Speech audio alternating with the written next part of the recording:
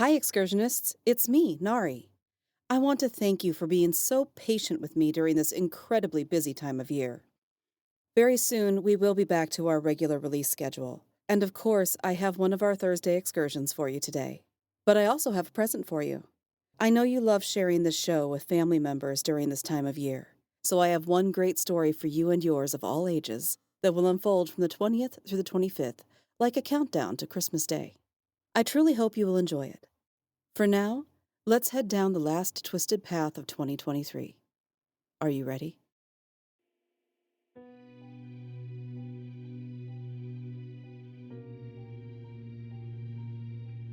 Welcome to Into the Night. I'm Nari, your guide on today's excursion down a twisted path. Be careful not to get lost. Be it dark or light, it's easy to lose your way. Are you ready? Then let's begin.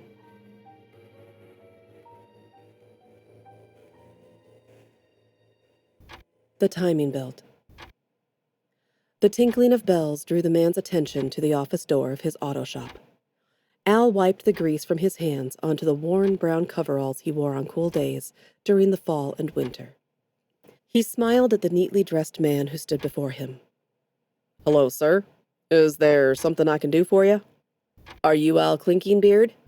"Why, yes, I am. How can I help you?" "My employer told me you are the best mechanic on this side of the Mississippi." Al's chest puffed out a little more than usual. "Some folks say that. I take it your boss has something he needs me to tinker with?" The man in the pinstriped suit clearly didn't enjoy Al's folksy manner. "Neither my boss nor I want you to tinker with anything. We have a sensitive piece of equipment that is of great importance, and we need the job done correctly. If tinkering is what you do, I'm afraid I've come to the wrong establishment." He turned to leave. "Now hold on there, feller. I may not be a city slicker, but if there's one thing I can do better than anyone else around, that's fixing anything mechanical.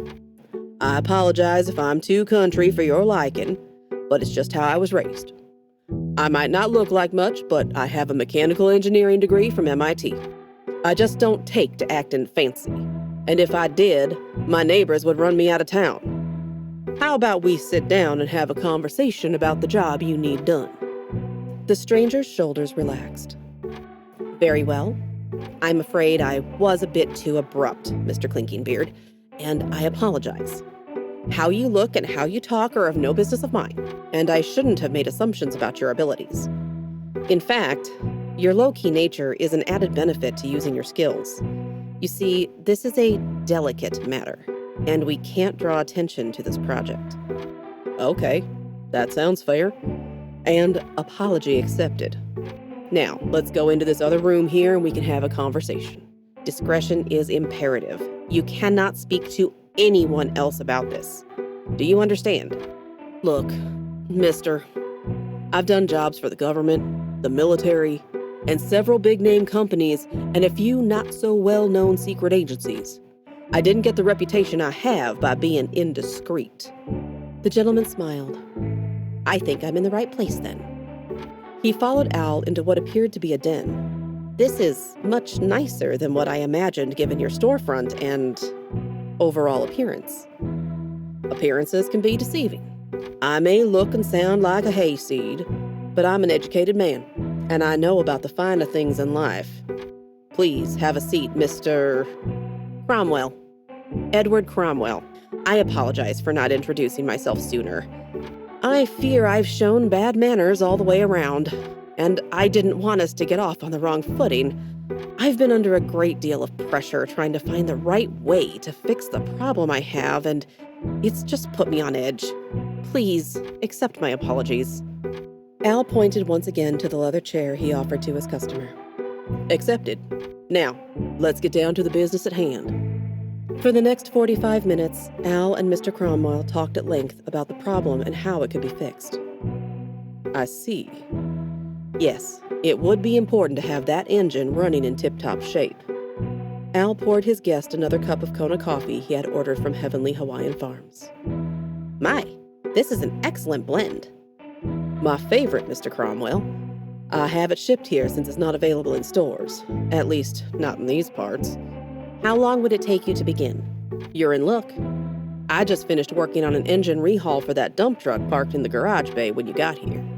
I thought it would take me longer, but the parts came in faster than I expected, so I have the rest of the week to work on your job. Is that quick enough for you? Edward Cromwell breathed a sigh of relief.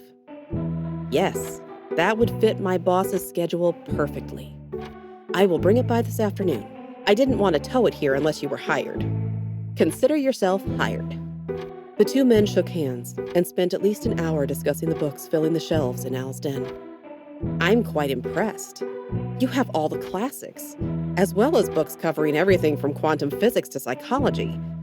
You truly are a well-read intellectual, Mr. Klinkingbeard. Now I'm further embarrassed by my initial behavior. No need to apologize a second time. And call me Al. I'm as smart as the next feller, I suppose, but at my core, I'm still Al from small-town America. It suits you, and your anonymity serves my purpose well. Al smiled. Mine too. I'll be back, say, around 2 o'clock? That would be perfect. The boys from the highway department will be here about noon to pick up their dump truck, so my bay will be empty. I'm eager to take a look at it. At precisely 2 o'clock, Mr. Cromwell arrived in a large flatbed truck. In the back, an enormous canvas covered a medium-sized piece of equipment. Al waved the truck into the open bay and closed the overhead door behind it. I had a feeling you wanted as few eyes as possible on this machine. You are correct, Mr. Al. I think it's best for only you to know that it's here. No worries. I've worked on many sensitive projects in the past. I know what I'm doing. If you'd like to leave the truck parked inside here, I can use the winch to maneuver this off of the flatbed to over here. He motioned to the empty space in the adjoining bay. The truck can stay in, and that way none of the fine folks in this community will ask questions about where the truck came from. You know how men like to gossip about who drives what truck. Ed Cromwell smiled. I understand the concept. Very well, Ed. I'll get started on this today, and I'll keep you updated on it if I have to order any specialty parts for it. As long as there are no delays on that end, I should have a good idea of what's wrong by tomorrow, and I can have it up and running by the end of the week. How does that sound? That fits my schedule. Thank you for your help. It means a great deal to me to have this operational once again. I'll get you taken care of, Ed. With that, the two men shook hands, and Edward Cromwell strode out into the parking lot. A limousine waited for him, and he quickly slipped inside the car and disappeared down the quiet street. Only a few people at the local grocery store across the way took notice of the limousine. If anyone asks about where that limo came from, I'll just tell the folks it had a flat tire on the freeway and it stopped here for me to fix it. Then they were on their way. If anyone pries, I'll tell them I didn't bother asking who they were. I just fixed their tire, took their money, and went on with my day. Al undid the straps and pulled the tarp off the back of the flatbed.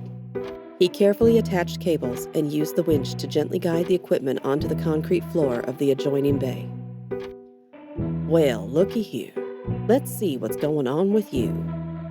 Al's eyes lit up at the prospect of a challenge, and he set straight to work unscrewing panels and diving into the inner workings of the mechanism. Checking one possible problem after another, he finally figured it out. Without looking at the clock, he called Ed Cromwell. A groggy Cromwell answered the phone. Al glanced at the clock and apologized. Well, shoot, Ed. I didn't even notice what time it was. It's after 1 a.m. I can call you back tomorrow. No, Al. What have you found out? Having this fixed is far more important than sleep. The good news is it's an easy fix. The bad news is that I have to order the part in and may have to make some adjustments to have it fit your equipment. Do whatever you have to. Money isn't an issue. What's wrong with it? Its timing belt has gone out. I've never worked on something like this before, so it took me a while to figure it out, but the timing belt is the culprit. How long do you think it will take? I can have the part by tomorrow. Give me a day or two jerry-rigging it to fit. Then give me another day to make sure all the bugs are worked out. How about Friday? I'll see you Friday, Al. You don't know what this means to me. No problem at all, Ed. I'm happy I can help. Wiping the sleep from his eyes, Al hung up the phone. I should probably get some sleep myself. I have my work cut out for me over the next couple of days. Before I do anything, though, I need to get on the computer and order that part. The next morning, Al anxiously awaited the delivery truck's arrival. When the familiar brown van pulled up, the driver came off the truck with a box in his hand. "Hey, Al. How's business been treating you?" "It's good to see you too, Mike. Things are fine around here. I haven't seen you in a while. I thought maybe you'd quit or something." "Nah, I didn't quit. The big bosses had me running a different route for a while because they couldn't find anyone reliable for the area. Frank covered my route while I was filling in over by Satterfield. I'm glad to have you back. You know, it can get pretty quiet and lonely around here. Trucks aren't the great conversationalists."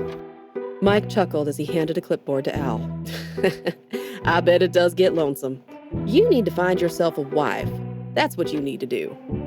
Al signed his name, but the smile faded from his face. Mike didn't notice. "You have some fancy foreign car in there, Al? This package is from one of those specialty stores. We don't deliver much stuff for them." "Yeah, I'm working on one of those fancy newfangled things. Darn computers in these vehicles these days make everything harder than it used to be, when all we had to do was mess with the carburetor." Al shook off his moment of sadness and tried to sound as upbeat as possible. "Well, you have a good day, Al. I'll be seeing you soon again, I'm sure." "You too, Mike. I'd better get back to work."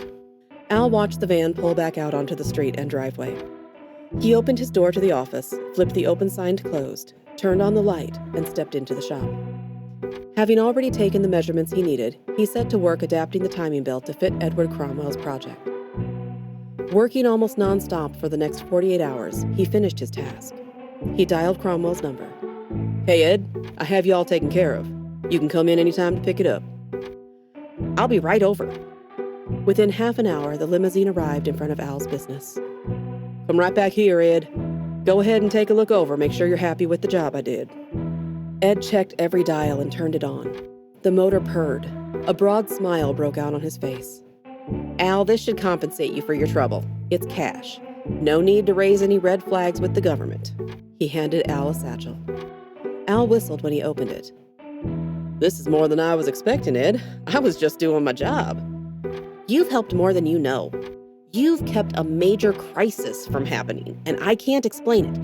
But I think you're wise enough to know something like this is used for big problems that need solving." "I'd figured as much." Ed paused. "Say, Al, I feel like I should do more for you. I noticed that you don't have any family pictures displayed in your den. Do you have a wife? Kids?" Al grew quiet. "I know we don't know each other that well, Al, but I might be able to help. Please talk to me. I'm not just all business. I've sensed you have a hole in your life that no amount of work or money could fill." Al nodded his head. Finally, after a moment of Ed Cromwell patiently waiting, Al spoke. 10 years ago, I was madly in love with a beautiful girl, Laureen. We were in undergraduate school, and I thought the sun rose and set on her. She loved me too. And that's one thing I've been able to hang on to for all these years." "What happened?" "We married after our senior year, and we wanted to start a family right away. We'd never been so happy as the day we found out we were expecting a baby." Al stopped for a moment and wiped his eyes. When Lorene was 6 months along, she was driving home from her sister's house. A drunk driver hit her head on. It happened quick. There was nothing anyone could do for her or the baby." Both men stood silently. Ed then looked at Al. "I know we haven't known each other long, Al, but I feel like we're friends already. In my line of work, I don't get to make many friends." "I could see how that'd be hard to do." "I understand loneliness. I don't want you to be lonely anymore. Just promise me you'll make the most of what gifts you receive." "I don't know what you have in mind, Ed, but you've more than compensated me." "It's not enough, Al. Here's my card. Keep it in a safe place. If you ever need anything, email me at this website. I'll come back around." Ed scribbled an address on the back of the card.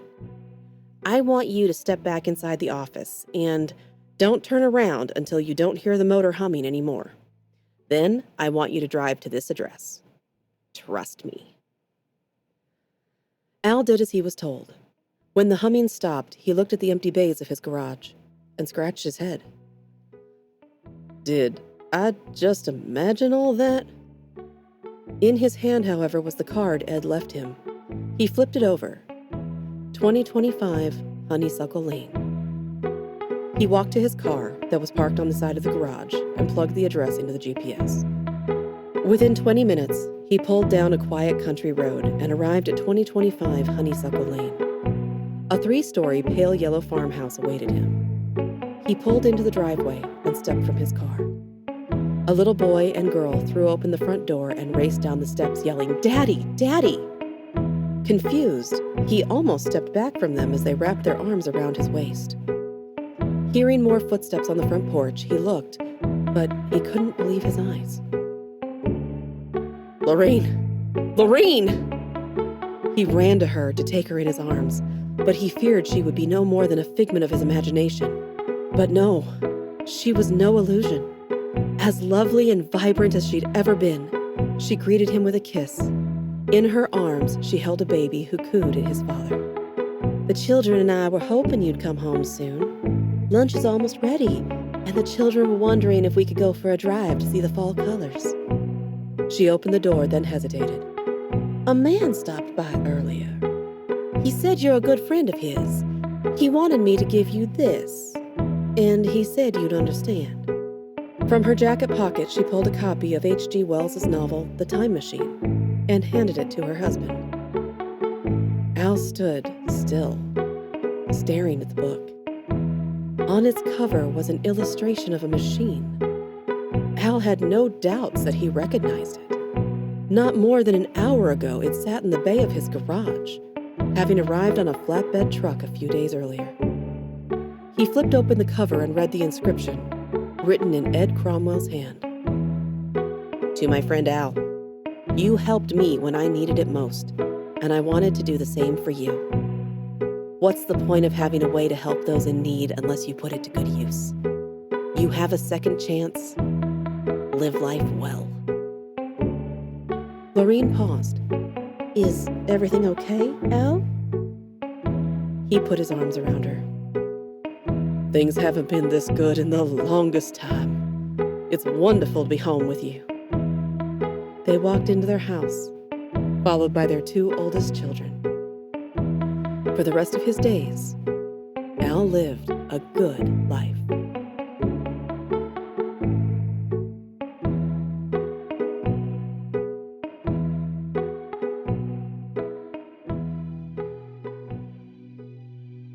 Thank you for joining me for this episode of the Into the Night Anthology podcast. Written by Caroline Giamanco, narrated by Nari Kwak. Theme music by Nico Rodriguez. All other original music, sound design, and editing by Omenhawk Studios. You can find our links in the show notes. Into the Night is on your favorite podcatcher, so make sure to like, subscribe, and leave a 5-star review to help other excursionists to join us. I'll see you next time. And remember, whether in the shadows or in the daylight, all twisted paths lead you into the night.